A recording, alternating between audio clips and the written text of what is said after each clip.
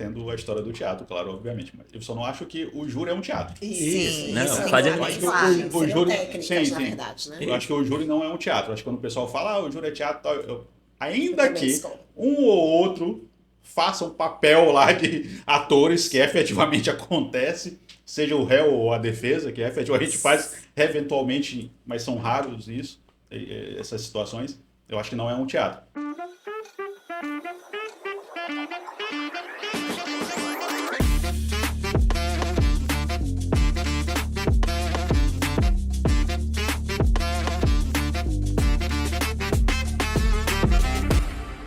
Olá, sejam bem-vindos a mais um episódio do podcast Além dos Autos. Eu, Lícia Cavalcante, juntamente com meus colegas Érica Beckman e Felipe Rotondo, estamos hoje tendo a honra de receber aqui o nosso convidado, promotor de justiça, hoje coordenador do CAOP Júri no Ministério Público do Maranhão, Sandro Lobato. Seja bem-vindo, Sandro. Obrigado, prazer. Sandro, o Sandro ele tem uma história no Ministério Público, ele ingressou no Ministério Público desde 2006, né? E hoje ele está exercendo a coordenadoria do CAOP do Júri, né? E hoje a gente vai ter um bate-papo sobre os bastidores do Tribunal do Júri.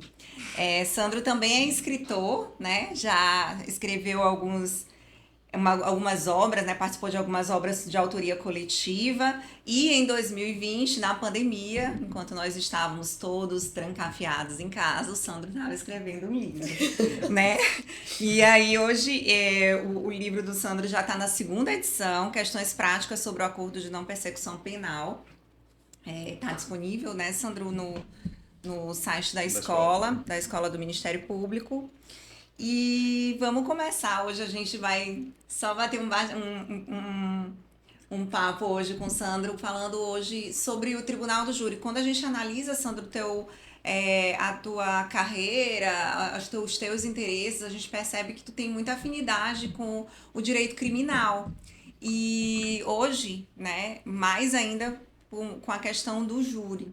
Então, eu queria que tu falasse um pouco pra gente sobre essa tua experiência como coordenador no CAOP, como um promotor atuante no Tribunal de Júri. Fala pra gente um pouquinho. Na verdade, primeiro, agradecer o convite dos colegas e dar os parabéns a vocês, porque realmente os episódios são muito bons. Então, assim, é bem difícil estar aqui hoje, na verdade, por conta da qualidade dos episódios. Mas, enfim, desde a faculdade, na verdade, que eu gosto de direito criminal, né? Então, o Ministério Público me proporcionou atuar mais no criminal também.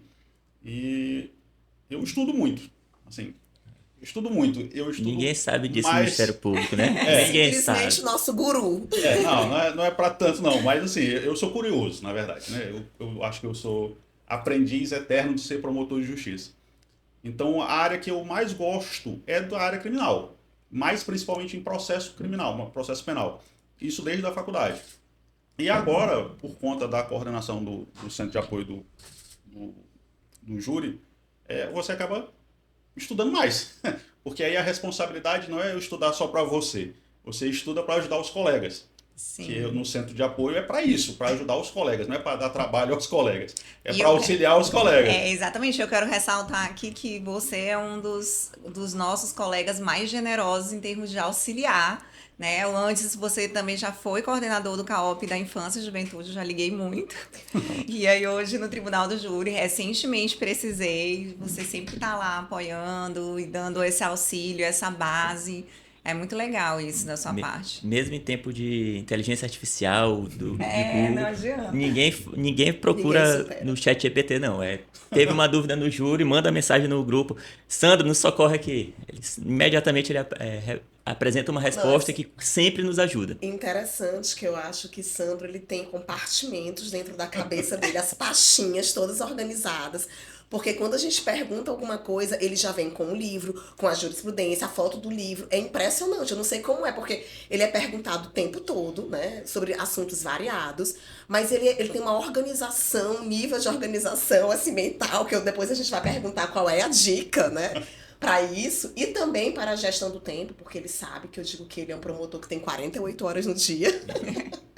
Porque ele realmente, quando ele nos ele nos socorre dando todos os subsídios, e com fotos, do livro, com jurisprudência, com tudo. E recentemente houve a mudança do procurador-geral. O único promotor que teve uma campanha, Fica Sandro, e eu fiz parte dela, votei lá, ó, Fica Sandro, porque de fato esse apoio dele pra gente é fundamental. Inclusive o procurador-geral, doutor Danilo, veio falar comigo sobre a campanha, achando que eu tinha promovido a campanha. Na verdade, não fui eu. E eu deixei isso bem claro para ele que não foi. Não foi. Mas ele levou tudo na brincadeira e tudo bem, deu tudo certo. Não, mas isso é só um reflexo da tua atuação. Os colegas de fato gostam, não realmente tem um valor pra gente essa atuação. É muito importante. Mas assim, na verdade, eu fui um tempo coordenador da infância, como a Alice falou, mas desde o dia que eu entrei no Centro de Apoio da Infância ainda, lá atrás, a minha cabeça era,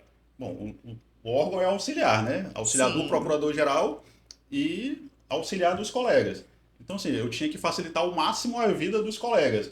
Às vezes, alguns falam, vai fazer modelo. O cara, o promotor não sabe o que é modelo, o promotor não tem assessor e tal. Tem, sabe fazer.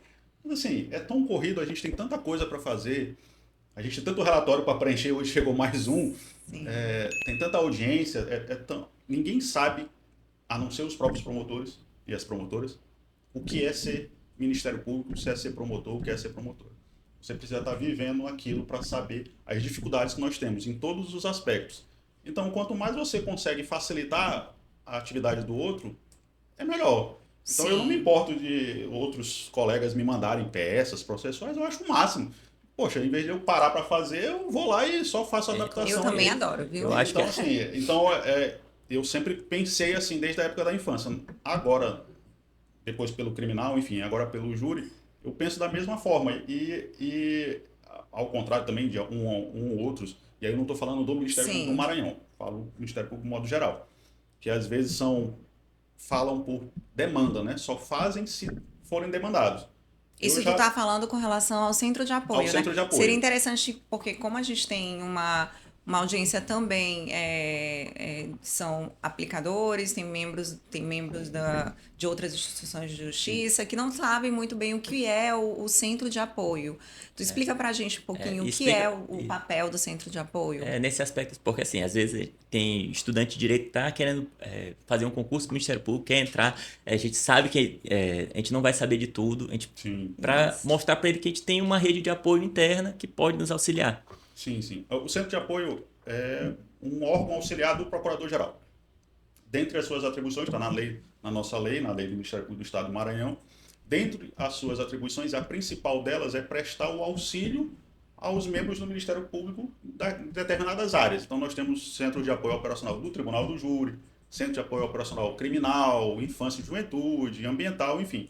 São 11 áreas, na verdade, são abrangidas, tem cada um centro de apoio. Então, a função do centro de apoio é esse auxílio, é prestar esse apoio, como o próprio nome já indica. Então, eu sempre pensei assim, eu não quero um centro de apoio que me dê trabalho, eu preciso de um centro de apoio que me ajude. Quando eu ligar para lá, ele pode não me dar a resposta na hora, mas depois ele vai me entregar a resposta, ainda que eu não concorde com a resposta, mas eu tenho um caminho. Então, assim, eu sempre imaginei e tento atuar assim, nem sempre dá certo, mas a ideia é essa, sabe? Então, assim, no centro de apoio do júri especificamente, a gente não espera a demanda, a gente já pensa na possibilidade. Sim, pode não ter acontecido ainda, mas eu vejo uma reportagem, ou então os colegas olham uma reportagem, rapaz, isso aqui um dia desse pode cair aqui, então é melhor a gente já deixar um material aqui, dar uma lida aqui, deixar que vai que alguém peça, já está mais ou menos no ponto, porque tal como a infância também, que é quase tudo urgente, no júri o negócio é urgente, porque se não é na sessão do júri, o colega só para, infelizmente, às vezes, só para se atentar no júri um dia antes do júri, quando o negócio já está... diante da nossa rotina, às vezes é o que sobra. Exatamente. Então, assim, é muito rápido, não tem como... por isso que o centro de apoio do júri dificilmente expede nota técnica, faz, mas ou então pareceres muito elaborados, assim, porque é muito dinâmico. Se eu parar, se a gente Sim. parar para fazer isso, vai demorar muito tempo para a resposta do colega. Então, assim, não vai passar. Então, é basicamente E isso. Sandro, eu acho que essa tua proatividade, essa tua antecipação é o que dá o valor, de fato, ao CAOP do júri sobre tua coordenação. Isso. E Sandro, e assim, falando sobre essa questão dessa atribuição do promotor de justiça atuando no tribunal do júri, que a gente faz várias audiências criminais, mas a sessão do júri ela é única, como tu falaste, muita coisa acontece ali, a gente precisa se preparar previamente. Então, eu queria que tu falasse um pouco sobre até esse apoio do início até a conclusão dos trabalhos, né, para o promotor, essa questão da miscelânea de emoções, o estudo, como se preparar. Fala um pouquinho para a gente sobre isso. Qual é a dica que tu daria para aquele promotor de justiça que entrou, que vai fazer o primeiro júri dele? Então, assim, é difícil porque cada um tem uma forma de preparação, né? Não existe uma fórmula de bolo, né, para a gente fazer um júri. Mas eu acho que o principal é estudar. Você precisa estudar os autos, precisa estudar o processo. Mesmo em épocas de inteligência artificial, que eu acho o máximo, eu acho muito legal, ajuda bastante, ou vai ajudar ainda mais a gente, todos na verdade, mas ajudar especificamente com os processos. Mas eu acho que a pessoa tem que parar e ler o processo. E ler muito. Ela precisa ir para o júri sabendo o processo de capa a capa. Agora é PJE, processo eletrônico, mas do começo ao final o processo para não ser surpreendido. Então eu acho que, claro, que vai ocorrer situações em que inesperadas no júri e tal, mas pelo menos naquele papel lá eletrônico do processo, ele sabe as certidões que tem lá, se alguém falou alguma coisa, ele tem ali na sua cabeça, nas suas anotações, aquilo lá.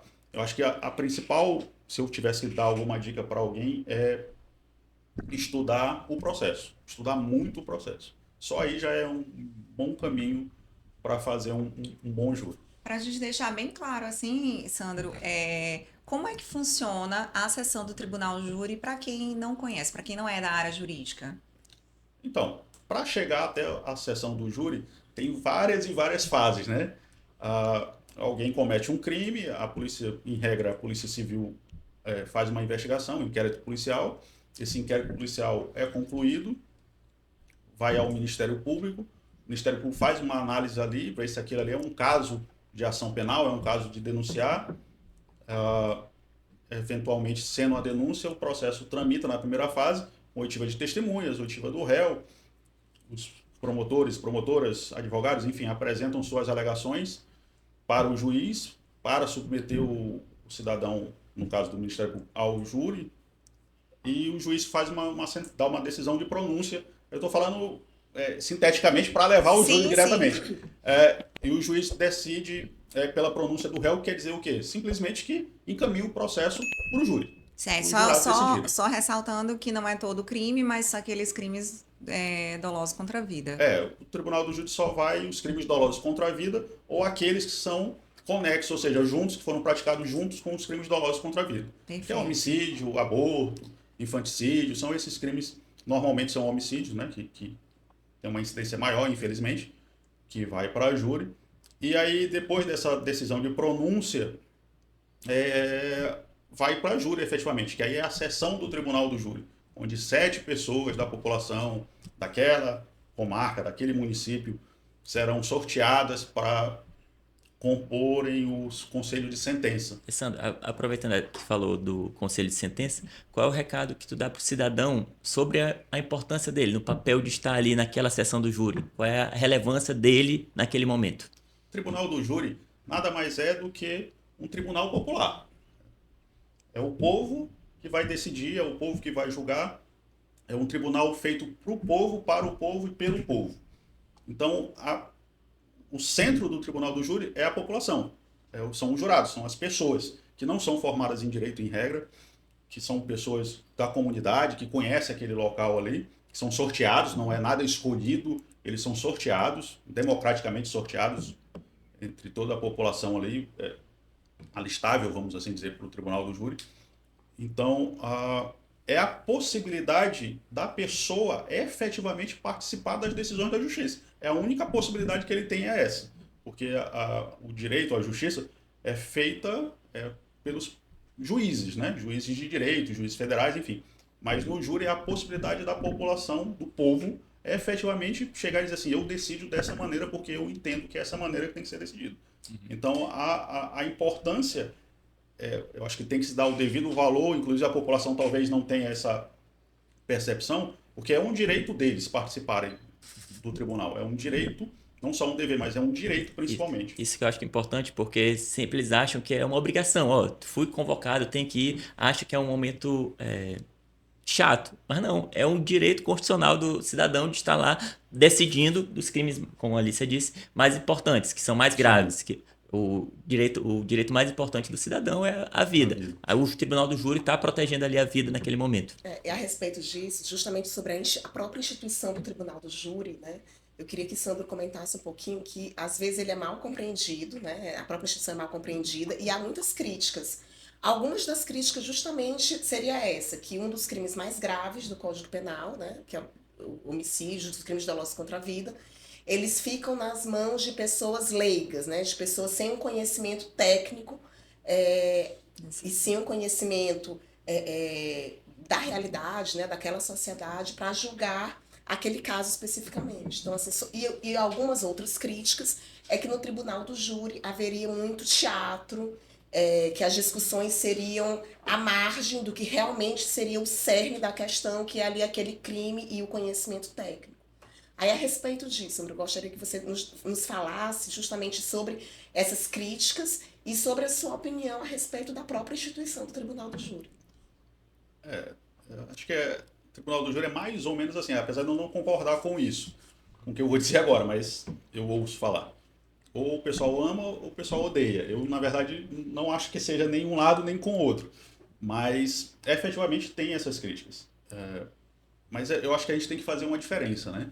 Que a gente compara o tribunal do júri com o julgamento com o juiz. Sim. O juiz é um julgamento técnico, né? Ele fica restrito ali à lei, como nós, MP, Ministério Público, ficamos, né? A gente atua de acordo com a legislação, segue bonitinho ali aquela determinação. No júri não é assim. Os jurados, a população, não precisa ficar atrelada ao direito. Ela se atrela à justiça, que nem sempre direito e justiça andam ali lado a lado. Então, enquanto o juiz de direito tem umas amarras para decidir, o júri não tem. E isso pode ser bom, como pode não ser tão bom. É por isso que eu sempre gasto uma parte da minha fala mostrando da importância, da responsabilidade do jurado. Em que pese ele não ter que se atrelar à parte técnica, o que está sendo decidido ali, o que está sendo mostrado, as provas produzidas tanto pelo Ministério Público, pela defesa, quanto pelas autoridades policiais, investigadores, é importante que o jurado esteja atento, porque absolvendo ou condenando, o resultado, o reflexo vai estar na sociedade. Ali vai ter um impacto direto sobre o que se entende como justiça. Aqueles 7 que estão ali no Conselho de Sentença estão representando uma sociedade. Os 7 são plurais, há um sorteio, é diversificado, homem, mulher, de todo quanto é tipo de classe, desde que ele esteja listado, mas há uma responsabilidade, e eu sempre reforço a responsabilidade pelo que se entende como justiça. Isso. É por isso que não é técnico. O conceito de justiça varia de comunidade para comunidade. Exatamente. O importante é que a população entenda que ela está ali para fazer a justiça. Agora, essa justiça, como o Felipe falou, vai ser refletida lá. Então, tem que pensar não no réu, ou no promotor, no advogado, ou no juiz que está ali, mas tem que pensar na sociedade. Nos valores morais que ela quer ver impostos ali na sociedade. E nesse ponto aqui, é sempre na sessão do tribunal do júri, a defesa tem a plenitude de defesa, ela pode levantar qualquer tese, mas é comum a defesa levantar essa questão. Olha, está julgando aqui o réu, ele é jovem, ele vai ter uma vida toda. E acaba esquecendo da vítima. Qual é o papel da vítima ali no tribunal do júri?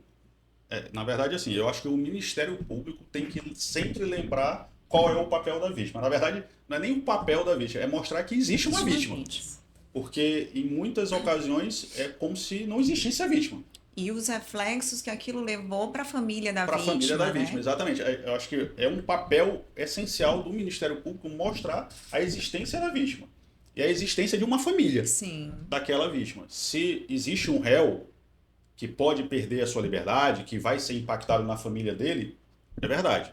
mas existe alguém que sofreu um dano. E muito rotineiramente, um dano irreparável, que é a perda da vida. E aquela família nunca vai recuperar aquilo ali também. Então, eu acho que é papel do Ministério Público mostrar aos jurados a existência da vítima, porque quando eu entrei, eu não tinha essa percepção também, mas eu olhava alguns julgamentos e a vítima parecia ser somente o laudo cadavérico. Sim. E pronto. Você só falava da vítima com o laudo cadavérico. O nome da vítima. Só quem tinha o rosto ali era o acusado. Só quem tinha o rosto e nome era acusado, porque a vítima só tinha um nome no laudo cadavérico. Não tinha mais nada da vítima. Assim que eu comecei no Ministério Público.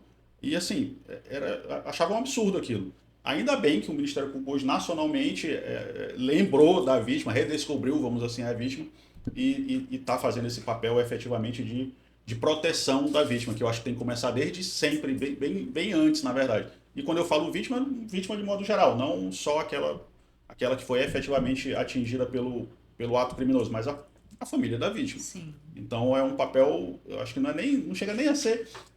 acho que a vítima é uma das protagonistas ali que o Ministério Público tem que elevar e mostrar que existe alguém ali que, tem alguém que está sendo julgado, está triste, está cabisbaixo ali, é verdade, mas tem alguém que morreu.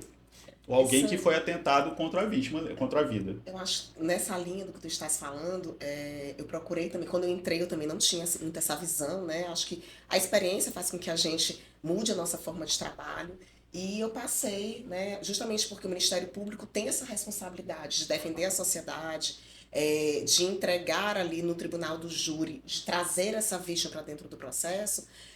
Eu passei a sempre antes da sessão do tribunal do júri convidar os familiares, no caso quando é tentativa a própria vítima, ou os familiares, no caso de um homicídio consumado, para poder entender quem era aquela vítima, para poder falar dela com mais propriedade no tribunal do júri, para que os jurados possam perceber quem era aquela pessoa e a falta que ela faz para aquela família ou dentro da sociedade. E também para explicar para a família qual o papel do Ministério Público e que o resultado não depende só da atuação do Ministério Público, né?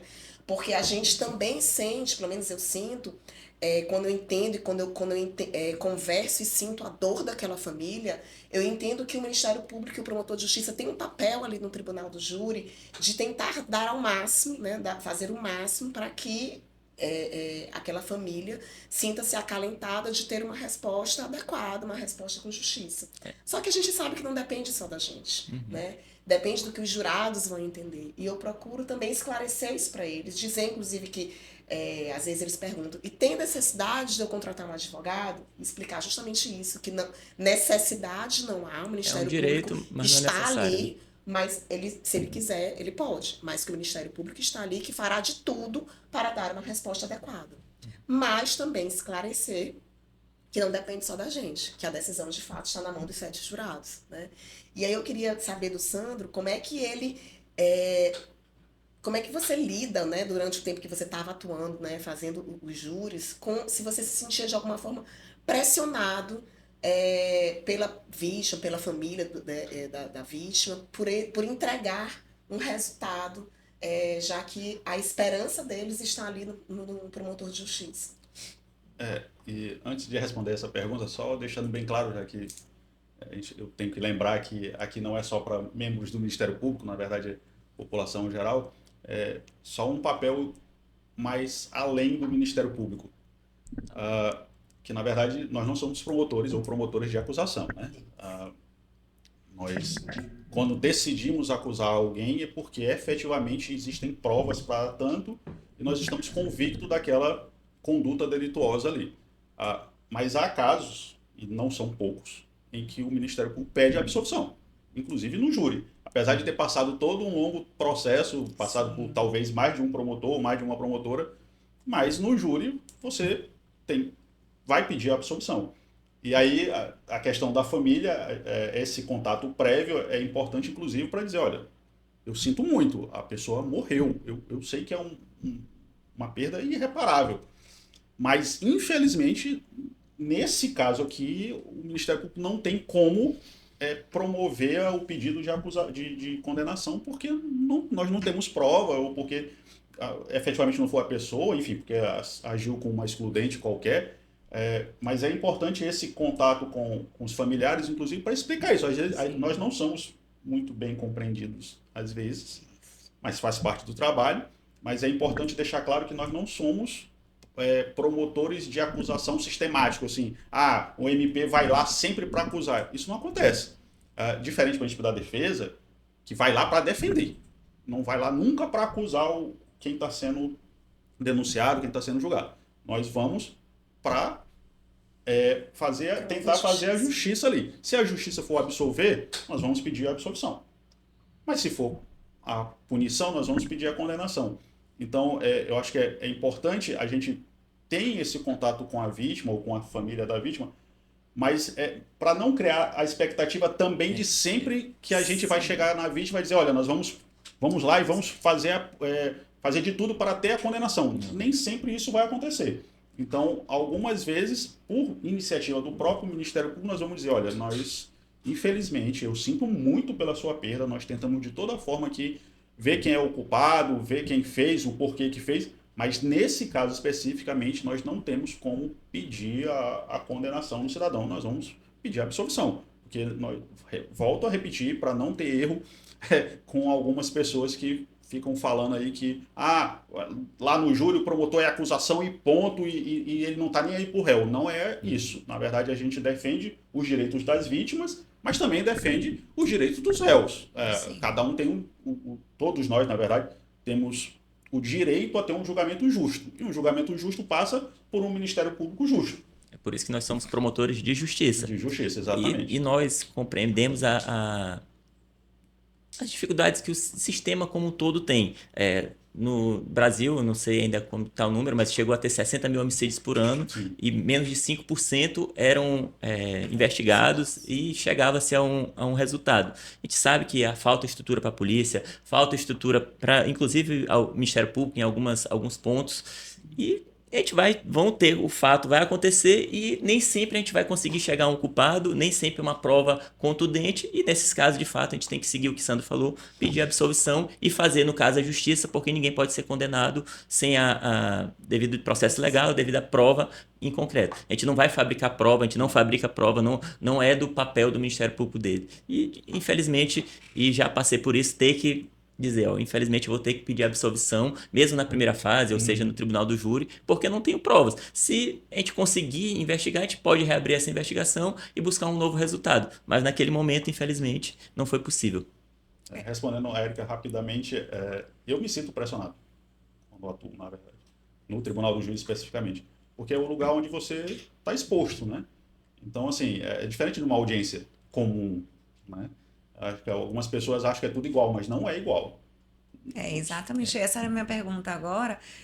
O que tu consegue identificar como uma habilidade diferenciada que o promotor de justiça precisa ter para atuar perante o tribunal do júri? Aí só antes de responder, eu vou pegar no meu histórico do que era meu primeiro júri. Como eu já disse aqui, revelei em outros momentos, eu sou uma pessoa tímida. Então, quando eu entrei com o Ministério Público, o que me mais dava medo de atuar era no tribunal do júri.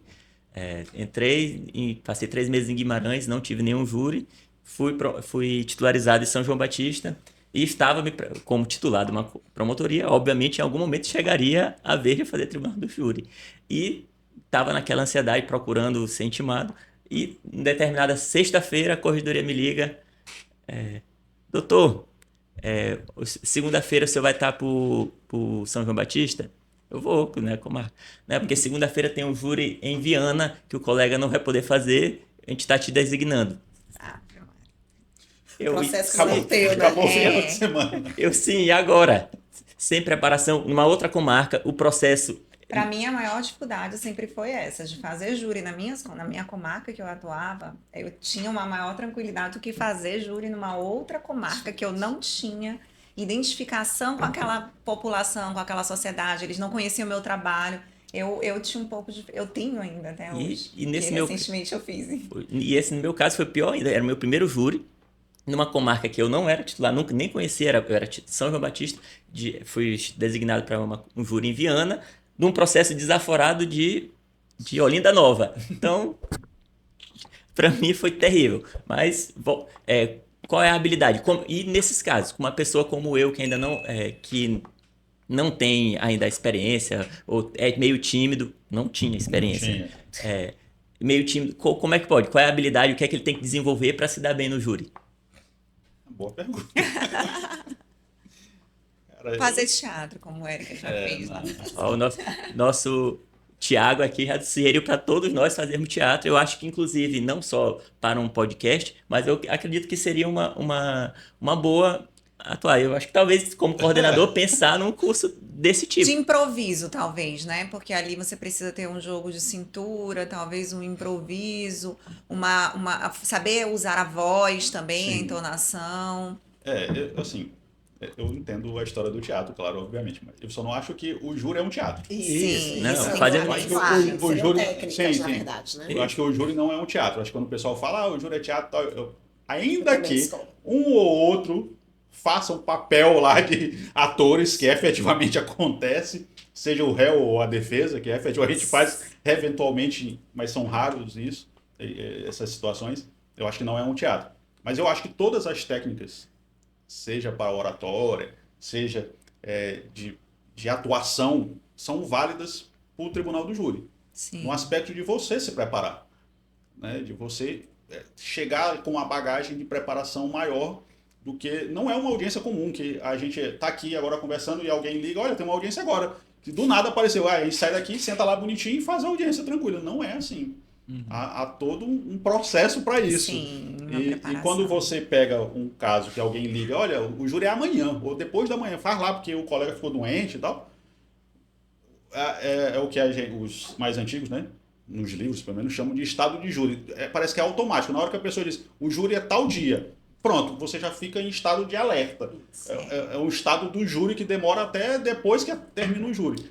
Então, assim, eu acho, volto a dizer, não existe uma fórmula preparada para isso, pronta para isso, mas eu acho que a pessoa tem que pegar o processo e ler com calma o processo, estudar aquele processo e fazer o roteirozinho mesmo, não tem problema nenhum, escrever lá o que vai falar, o que pensa em falar, porque na hora ninguém vai seguir o roteiro, isso não vai acontecer, mas pelo menos você tem uns tópicos que você se sente seguro ali. Eu acho que os primeiros minutos do júri, aquela apresentação ali, aquela saudação para o juiz e tal, eu acho que ali é o momento que você tem que...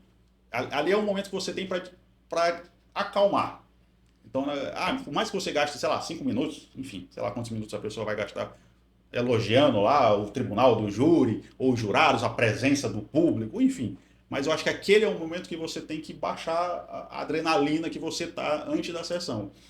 Então, eu, como sugestão, eu acho que eu pegaria o processo, tentaria estudar o máximo possível ele. Eu não teria como verificar com marca os jurados, que seria o ideal para a gente, né? Fazer esse estudo prévio, inclusive, de quem seriam os jurados ali, para a gente ter uma ideia mais ou menos de como se comportar. Mas a gente não vai ter como fazer isso, então, pelo menos, afundar os seus estudos nos autos e treinar mesmo. No final de semana, vai lá para frente do espelho, ou então pede para a esposa, o filho lá, vê se eu estou falando legal aqui, eu vou gaguejar e tal, mas aqui eu posso. E como eu digo, anotar os pontos principais para você não esquecer. E eu não tenho... tem colegas...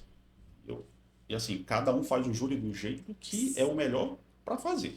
Sim. Não é o meu jeito que é o melhor ou o seu jeito. Cada um sabe o seu jeito. Tem colegas excelentes que vão para o júri só com a caneta. A beca na mão e a caneta lá só para assinar. Tá lá. O talento natural, né?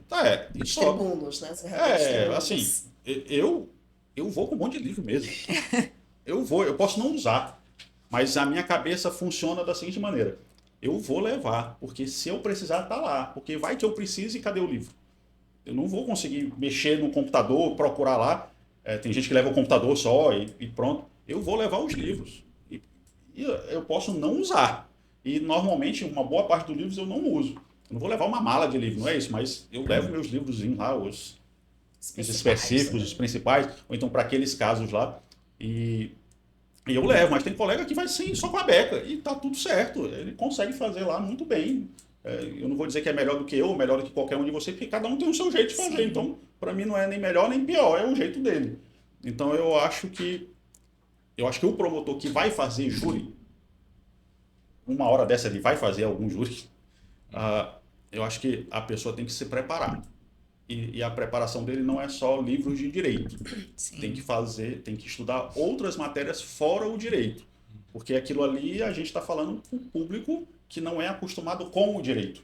Então eu preciso saber do direito, mas eu preciso saber de fora o direito. E saber como se comunicar. E saber Porque, como se comunicar. como tu falaste, a sessão do júri não é uma audiência comum. Para mim, nesse tempo de tecnologia, inteligência artificial, para mim o júri é o momento em que é insubstituível. O promotor de justiça ali tem que demonstrar qual é a função real dele como membro, como uma pessoa, quais são as suas habilidades, como ele vai externar, como ele vai conseguir convencer 7 pessoas do que ele está ali, da convicção dele, do que ele estudou dos autos, do que ele sabe de direito e do que foi apresentado. Então, é só ele não tem quem possa auxiliar. Por mais que ele leve livro, por mais que ele leve o computador, internet, mas ele precisa conhecer os autos, ele precisa conhecer do direito e estar ali presente. Ele tem que se desenvolver. Desse conhecimento, eu lembro de um caso lá em São João Batista, da comunidade do Charco, um líder comunitário quilombola foi assassinado. Era o júri da cidade. Quando eu cheguei, assim que eu cheguei, já me falaram: você vai fazer esse júri em algum momento.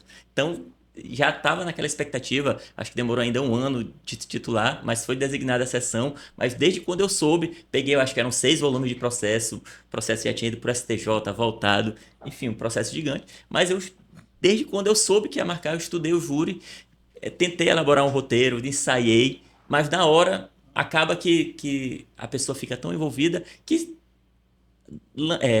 eu lembro que despertou o ensaio. Eu tirei o meu roteiro e fui do conhecimento, fui falando toda vez que eu falava, eu lembrava de uma coisa mais importante tanto é que foi um júri que quando eu falei, estava todo mundo em silêncio assim, vidrado no que eu estava falando. E isso de fato só pôde pelo conhecimento dos autos. Sim. E só eu acho que tem que ficar claro também para os promotores, as promotoras, inclusive aqueles que vão entrar, né? A gente está perto de um concurso aí, e os estudantes que querem. Se Deus quiser. E os estudantes que nos assistem. Então, não basta saber os autos. É o que tu falaste. A gente precisa saber se comunicar. Né? Então não adianta chegar, pelo menos na minha visão. Com juridiquês, né? Com juridiquês lá que não vai adiantar. Ou dificilmente pode até ser que dê certo, né? Porque, né? Enfim, cada caso é um caso, cada um consegue falar melhor do que o outro e tal. Ou acha que fala melhor do que o outro. Mas eu acho que a comunicação, ali, os jurados não sabem em regra aquele caso. Salvo casos muito de repercussão e tal. Mas mesmo assim eles sabem por alto, né? Não sabem o que tem. Mas normalmente eles não sabem ali. Nós, Ministério Público, como a defesa, eles vão contar uma história. A história dos autos. E aí a forma de se comunicar, de interagir com os jurados, eu acho que pesa bastante. Às vezes as provas estão lá, estão boas as provas, está bem claro ali a situação e, infelizmente, por falha na comunicação, os jurados não conseguem compreender aquilo que foi repassado. Sim. E aí eu acho que o membro do Ministério Público tem que dar uma reavaliada, sempre tem que reavaliar, na verdade, para ver a forma de comunicação, se está bem ou não. Ainda nesse tema, né, de que o júri não é a sessão do Tribunal do Júri não é uma audiência normal, né? A gente costuma dizer que o júri é uma caixinha de surpresas, né? Então, assim, muitas das vezes a gente se prepara, lê o processo, fez um roteiro, mas chegando na sessão do Tribunal do Júri, o processo deu uma invertida, aconteceu alguma coisa que mudou toda a nossa percepção daquele processo, ou então mudou toda a nossa, o nosso roteiro mesmo, né? Eu queria ver de ti se tu lembra de algum caso específico que você precisou mudar completamente ali a sua estratégia porque aconteceu algo novo na sessão que tirou completamente ali o que estava no caminho trilhado para aquela sessão. Acho que não lembro assim especificamente, mas teve um caso em Santo Inês que eu fui basicamente surpreendido, né? A juíza era a Karine Reis, que atuaste contigo, e foi um júri mais longo que eu fiz. Começou 9 da manhã e terminou 5 da manhã, dia seguinte. Foi o mais longo que eu fiz. E, assim, a prova estava boa, né? Sim, boa. Enfim, tinha a prova nos autos direitinho e tal. Eram 2 acusados, o mandante e o executor de fato. E, assim, estava tudo encaminhando, aparentemente, por uma condenação, né? E era uma defensora pública e um advogado. E aí a defensora pública, eu acho que, o Ministério Público tem que fazer o seguinte, o Ministério Público tem que estudar por ele, os autos por ele, a tese dele, tese do MP, quando é de acusação e pronto, mas também tem que estudar a tese contrária. Sim. Né? A gente tem que ler os autos para a nossa tese e imaginando quais são as teses que virão de lá, para você ser preparado, porque como a defesa fala por último, né? Sempre a defesa vai falar por último, eu não tenho como rebater depois, então eu tenho que rebater antes. Eu tenho que me preparar para... Então, a minha ideia de estudo é... Bom, eu fixei minha tese aqui. A tese é essa por conta dos autos, as provas estão tudo certinho. Agora eu vou ver se eu fosse a defesa o que eu faria. E aí, como a defesa tem ampla defesa, né? Uma plenitude de defesa pode ser tudo. Pode ser tudo. Então, assim, é difícil você abarcar tudo, porque você não sabe o que passa na cabeça do defensor. Isso, a gente tem que desenvolver nossa criatividade, porque é difícil. Às vezes, quando a gente estuda o processo, a gente tem uma linha para a gente conseguir desconstituir aquilo ali. É difícil. Exatamente. A gente tem que aí tem que desenvolver a nossa criatividade de fato. Exatamente. Então, assim, às vezes eu pego o processo e a defesa não vai fazer isso. Não vai. Isso aqui é ridículo e tal. Mas quer saber uma coisa? Eu vou anotar aqui porque, às vezes, eu acho que eu já vi colegas falando em outros eventos e tal. Não, a gente não vai adiantar tudo. Porque às vezes eu estou dando ideia para a defesa e é verdade. Mas assim, é um risco que a gente corre, né? Como a gente não pode falar por último, fica difícil. Então, nesse caso de Santo Inês, eu tinha preparado esse contra-ataque, vamos assim dizer, rebatendo as teses que eu achava que era viável e de repente a defensora pública do nada me tira colaboração premiada. E eu... Como assim? Pedindo redução da pena pelo réu, que era o executor, ter contribuído com a justiça, porque ele indicou quem era o mandante. Né? E aí eu... Isso não era uma confissão? Como assim? E, doutora, eu quero para que seja quesitado colaboração premiada, porque é uma causa de diminuição. E eu quase caio da cadeira assim, eu digo, não é possível um negócio desse. 4h ela me vem com um negócio desse, E assim, eu tinha que ir para a réplica porque não só por isso, tinha outros fatos, principalmente em relação ao mandante, que é mais complicado o mandante, né? E eu tinha que ir porque a advogada tinha falado em relação... A advogada era do mandante. Então eu tinha que ir... Necessariamente eu já ia para a réplica. Mas eu não estava tão preocupado com o executor, porque para mim estava bem tranquilo o executor. Até porque ele tinha confessado. Sim. Só que quando ela veio com colaboração premiada, nos meus livros não estava lá colaboração premiada. E eu... Para o júri, né? Então eu... Pronto. E agora? E assim, aí eu tive que tirar um tempo da minha réplica, que não era a intenção, para falar sobre colaboração premiada. Só que aí eu acho que é a diferença entre Ministério Público e Defesa. A defesa só precisa jogar. Sem explicar. Mas eu preciso explicar. E para explicar para uns jurados que não sabem nem o que é colaboração premiada, porque não tem obrigação nenhuma de fazer. No máximo já ouviram na televisão. No máximo já ouviram dizer, olha, há uma diferença entre confissão e colaboração premiada. A colaboração premiada tem aqui os requisitos. Tal. Eu perdi um tempo danado e é jurídico. É uma questão jurídica, não é uma questão de fato. É uma questão jurídica que eu tive que explicar. E aquilo ali me... E assim, eu fui pego de surpresa. Enfim, final das contas. A juíza que agitou, porque era E foi reconhecida a colaboração premiada. E eu fiquei assim, eu achei um absurdo aquilo. O executor ia pegar uma pena bem alta, e pegou, mas ia pegar uma pena muito mais alta. E foi reduzida a pena por uma jogada, eu vou falar jogada, mas legal, tudo certo. Dentro do jogo. Mas assim, dentro do jogo da defensora que eu fiquei, não é possível que... Nunca me passou pela cabeça alguém falar... Mas aí é que eu digo, a diferença entre MP e defesa. MP atua dentro dos autos, dentro daquelas provas que nós temos ali. A defesa tem plenitude de defesa. E, assim, quer jogar, joga. Se o jurado pegar, tá bom. Eu acho que a gente não tem como fazer isso. A gente não pode fazer isso. Então, assim, foi um dos júris, pelo menos o que eu lembro bem assim, que eu não tinha pensado naquilo.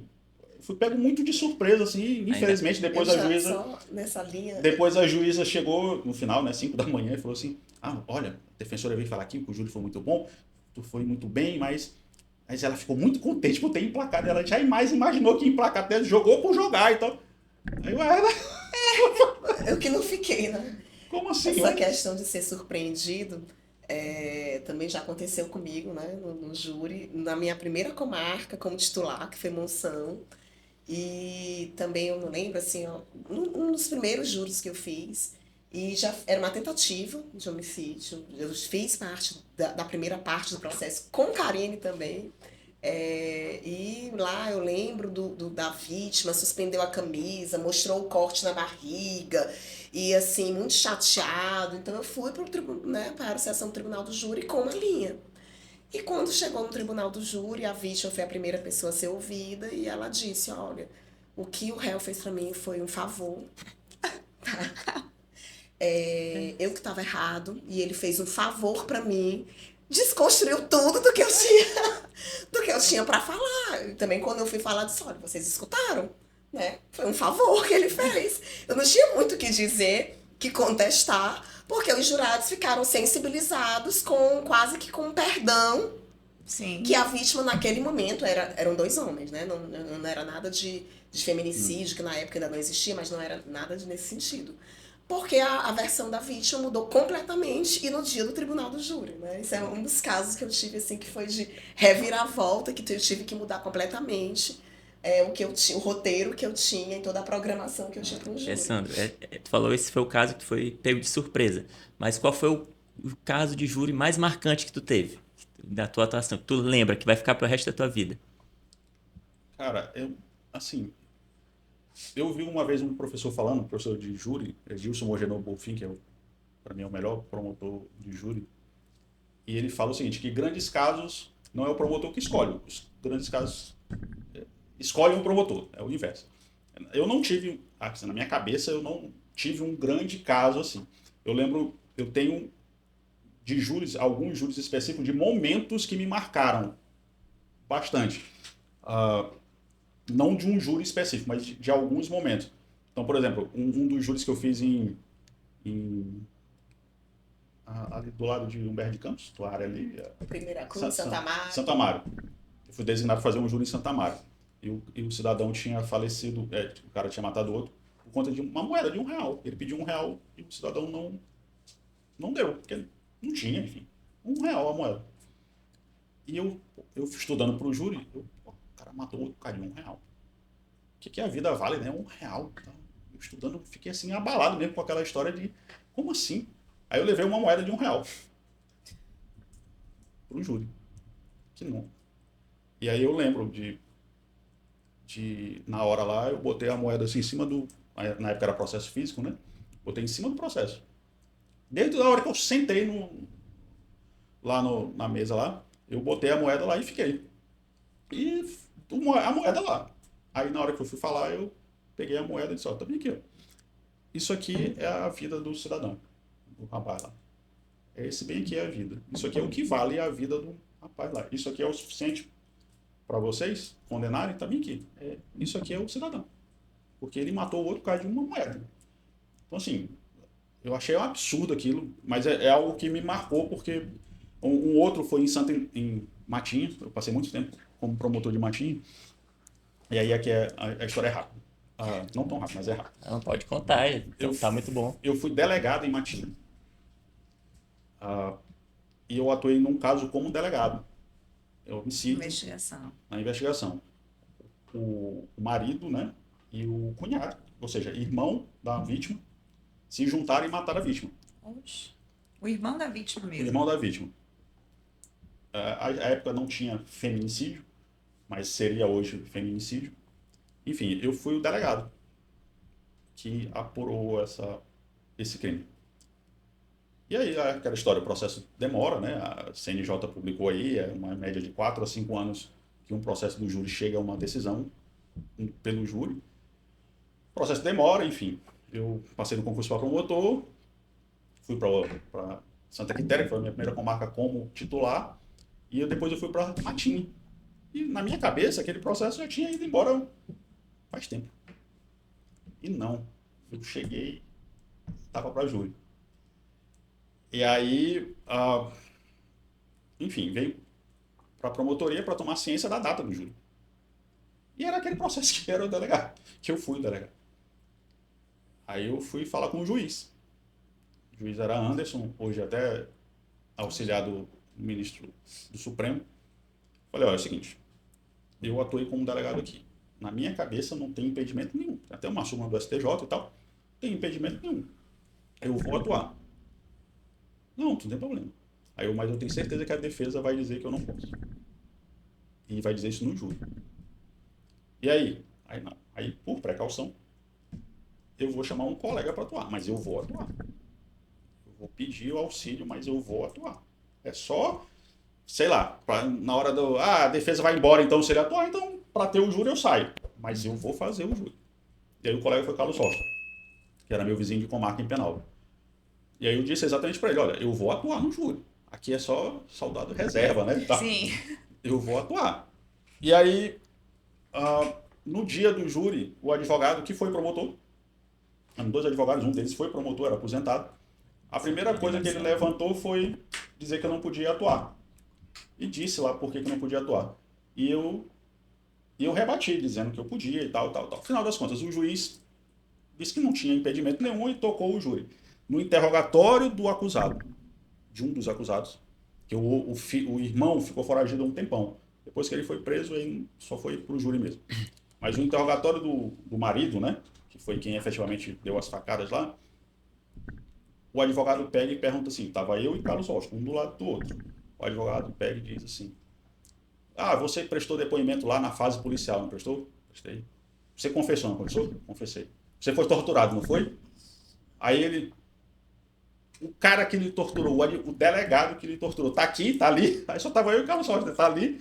Aí eu olhei pra Rocha assim, eu pensei, o cara vai... Não aconteceu, não houve tortura, mas o cara vai dizer que houve tortura. E eu olhando pra cara dele assim, eu pensei, ele vai mentir. Até porque o interrogatório dele não foi feito por mim, foi feito por uma promotora. A promotora de justiça, a doutora Evelyn, que hoje está aqui em São Luís, que prendeu ele na promotoria. Ele foi na promotoria. Falso testemunho. Não, ele foi. Ele não sabia que tinha um mandado de prisão. Ele Sim. não sabia que tinha um mandado de prisão contra ele. Sim. Ele foi até a promotoria explicar para a promotora sobre o caso, mas ele não sabia que tinha mandado de prisão. E aí a promotora me ligou, falando com ele, pegando o depoimento dele, a promotora Eveline me ligou e disse, doutor, venha para cá, que ele está aqui e tem um mandado de prisão contra ele. Eu fui lá só para executar a prisão. Então eu sentei na audiência com a promotora, fiquei sentado, ela que fez as perguntas. Ficou consignado na ata o nome dela, o meu como acompanhante, mas o brasão do Ministério Público, tudo foi, o interrogatório deles, vamos dizer, foi dentro do Ministério Público. Então, se alguém tinha torturado alguém, ou era eu em companhia da promotora. Aí eu fiquei olhando pro réu assim, esperando, né? Porque uma pergunta como essa, o cara já sabe, em tese, a resposta. Ninguém vai fazer uma pergunta assim. Aí o acusado disse, não fui torturado não. Fui torturado não. Inclusive, eu falei, eu tava lá, mas ele falou assim, nenhum dos dois estava lá não. Eu fui, quem me perguntou as coisas foi uma promotora. Aí disse como era promotora e tal. Foi a promotora, mas eu tava lá. Aí foi a promotora. Aí tem certeza que não foi nenhum dos dois? Eu digo, como assim? Como assim? Doutor, pelo amor de Deus. Não combinaram direito. Aí o doutor, pelo amor de Deus. Aí o cara, não foi a promotora, eu contei tudinho pra promotora, tudo certinho e tal. Então, assim, foi algo que foi um júri diferente para mim, que me marcou, assim, mas no geral, ainda não teve, né? Ainda pode ter, eu acho. Sandra, eu acho que se a gente pudesse explorar todos os temas, a gente ia ficar 3, 4 horas falando. Mas um tema que eu gostaria, que eu sempre abordo no trabalho do júri, é essa possibilidade do acusado, pela sua plenitude de defesa, poder mentir, inventar fatos. Eu acho que, para mim, falta no nosso ordenamento jurídico o crime de perjúrio, porque a pessoa tem o direito constitucional de ficar em silêncio, mas a partir do momento em que ela começar a falar, para mim ela tem que falar a verdade. Eu acho que isso acaba criando um problema para nossa sociedade como um todo, porque estimula a pessoa a mentir, por mais que se diga que ela tem a plenitude de defesa. Para mim, a plenitude de defesa dela não é compatível, são coisas distintas. Aí só uma pequena... O que é que tu acha sobre isso? Brevemente. Concordo. Concordo plenamente. Acho que falta realmente. Acho que a pessoa não tem o direito de mentir. Tem o direito de se proteger, de se defender, mas não mentir e enganar a justiça. Acho que mentindo ele está querendo enganar a justiça. Eu acho que aí não seria viável. Hoje é possível, infelizmente. Sim. Acho que falta realmente arrumar essa lacuna aí, infelizmente. Perfeito. Sandro, a gente tem um quadro aqui que a gente vou fazer algumas perguntas para ti, rápidas, para você responder com uma frase, uma palavra, são mais com um contexto mais pessoal, chama Além da Alçada. A gente me ajuda. A primeira pergunta que eu gosto sempre de fazer é: tem um livro que você indicaria para promotor de justiça que quer melhorar o seu desempenho no tribunal de júri, ou um concursado que quer já vir preparado para quando encarar essa nova carreira de promotor de justiça, que ele já tem essa base? Tem vários, mas eu acho que do inquérito ao plenário de Mongenor é um dos essenciais. Acho que como julgar, como defender e como acusar não é dessa ordem, como julgar, como acusar, como defender. De Roberto Lira também, e um do Dr. Trovão, que é reflexões de um aprendiz de promotor de justiça no Tribunal do Júri. Acho que esses três aí são essenciais. São essenciais. Uma referência para você no Tribunal do Júri? Uma figura, uma pessoa assim que para você representa bem a atuação de um promotor de justiça no Tribunal de Júri? Sandro Lobato, né? Não.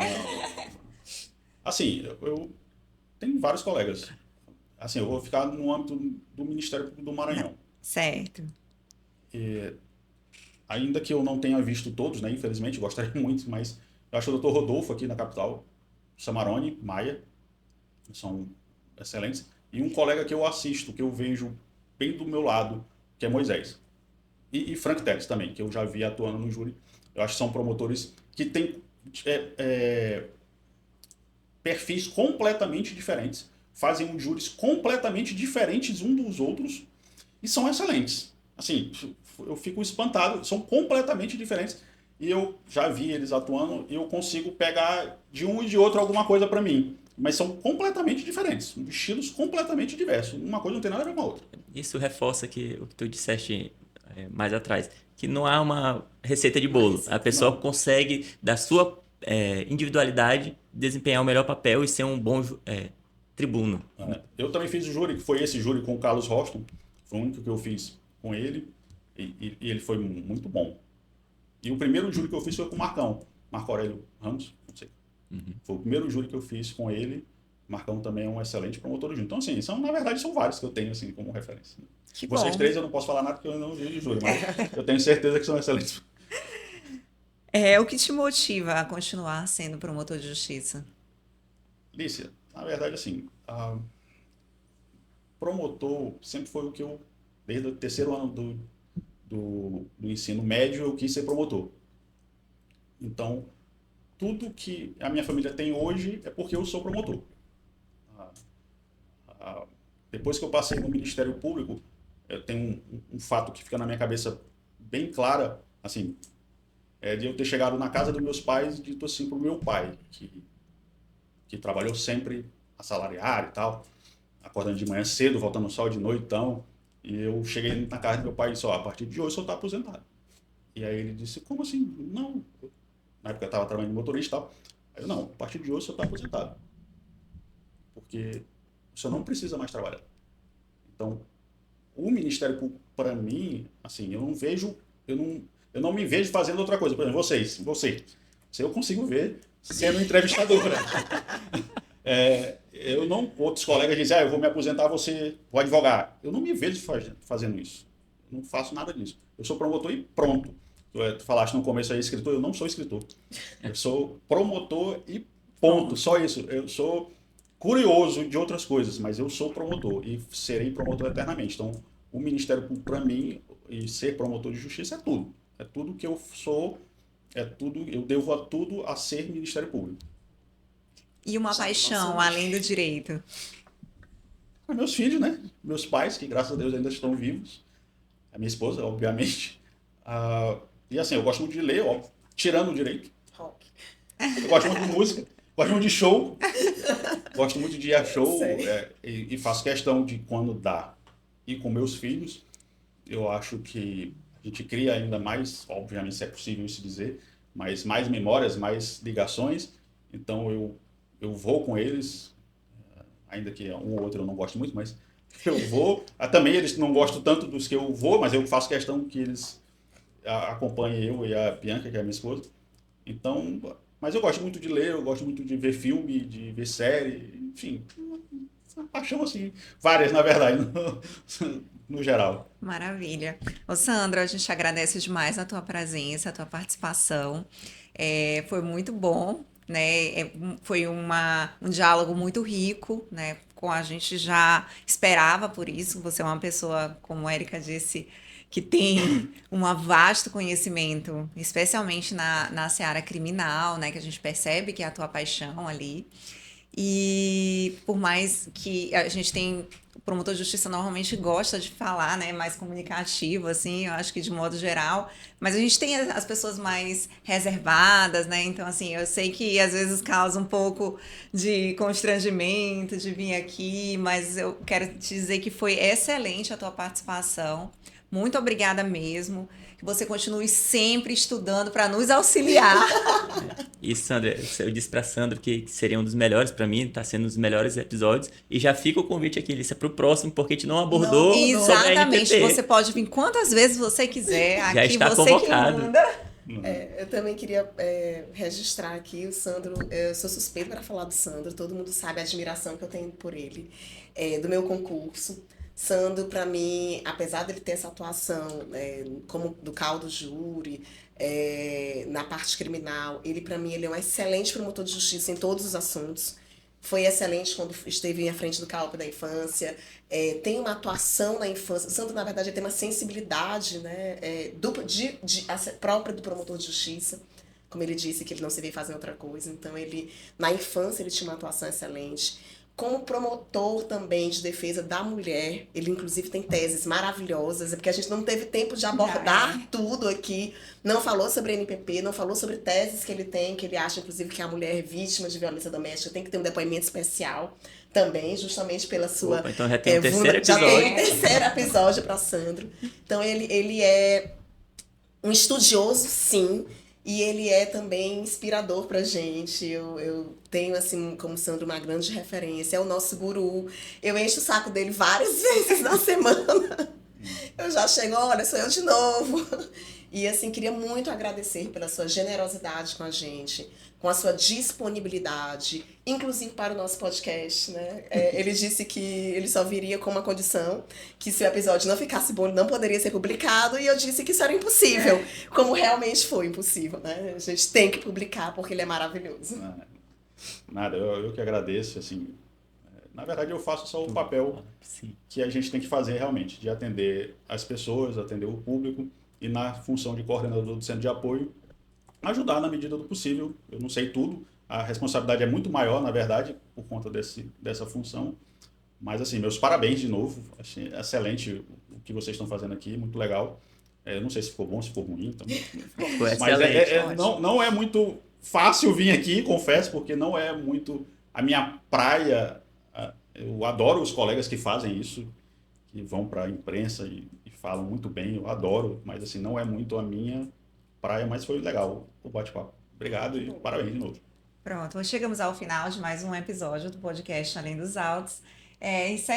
Fica um recado para você seguir a gente nas redes sociais, no Instagram da Ampem, no Instagram do próprio podcast e também no nosso canal YouTube. Toda quinta-feira a gente tem disponível um vídeo novo.